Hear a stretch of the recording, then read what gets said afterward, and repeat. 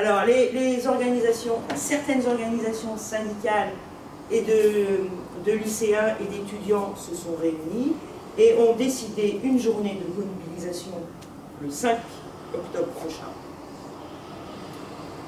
sur la base des revendications force ouvrière.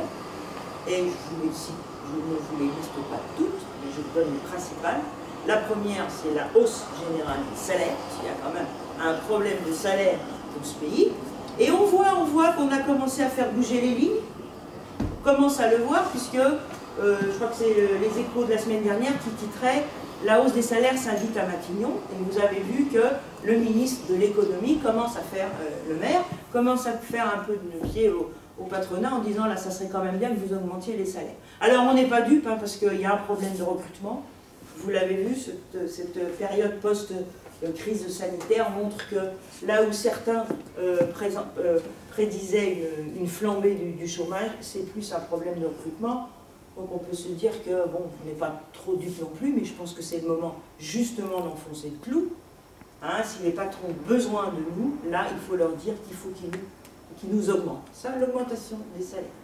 Il faut absolument stopper définitivement cette réforme des retraites. Si le gouvernement arrive à ses fins, on aura perdu l'un des grands acquis sociaux. Comment voulez-vous? La retraite, c'était quand même pouvoir vivre décemment jusqu'à la fin de sa vie sans tomber dans la misère. Et après, on n'a plus la configuration d'autrefois, où on avait les enfants à côté qui s'occupaient des vieux, qui étaient tout seuls et qui n'avaient pas de quoi vivre. C'est fini, la société ne vit plus comme ça. Là, on perdrait. Il y a la question des services publics. On l'a vu pendant la crise sanitaire. Les salaires, c'était sur les bas salaires, les services publics, la retraite, l'assurance chômage. Je pourrais vous en citer d'autres. Le fait qu'on demande des contreparties aux entreprises.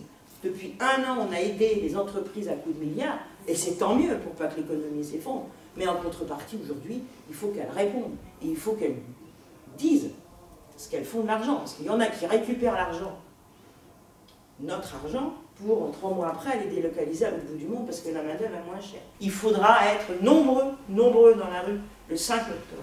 Je pense que c'est le moment. En cette période très particulière, je pense que c'est le moment. Et si, on va être pessimiste, si on n'arrivait pas à nos fins sur certaines revendications, alors je prends celle emblématique des salaires, au moins on montrerait notre force. Et puis enfin, cette mobilisation-là, il y a la question de nos libertés. Liberté syndicale, liberté de circuler. Ça aussi, ça fait partie du combat syndical. Il faut savoir que de nombreux militants CGT Force ouvrière, parce que c'est la charnière, étaient des grands résistants. Ils se sont battus pour qu'on soit libre. Je pense qu'à nous, en tant que syndicalistes, mais aussi en tant que citoyens, je pense aussi que c'est à nous de nous battre chaque jour pour rester libres.